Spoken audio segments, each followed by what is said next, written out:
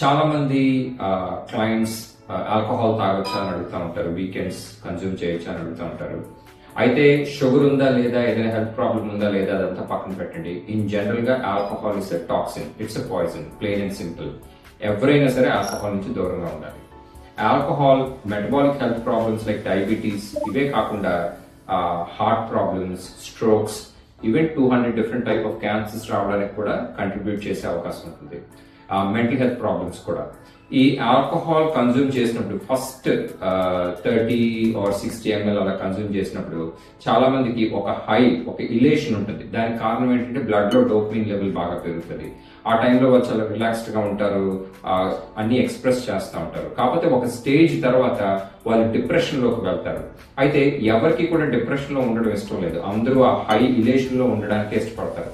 అందుకని next time వాళ్ళు alcohol తాగినప్పుడు ఇంకా ఎక్కువ అమౌంట్ కన్జ్యూమ్ చేస్తూ ఉంటారు. ఇది ఒక continuous process and nobody can control that. 90% of the clients ఎప్పుడు కూడా ఆల్కహాల్ కంట్రోల్ చేయలేక చాలా హెల్త్ ప్రాబ్లమ్స్ కి లోన్ అవుతుంటారు. అయితే ఇంకోటి తెలియాల్సిన విషయం ఏంటంటే ఈ ఆల్కహాల్ బ్లడ్ వెసల్స్ ని కూడా డ్యామేజ్ చేస్తుంది. దానివల్ల కొలెస్ట్రాల్ బిల్డప్ అయ్యి eventually at some point in your life strokes and heart problems కూడా వచ్చే అవకాశం ఉంటుంది. అందుకని స్టే అవే ఫ్రమ్ ఆల్కహాల్.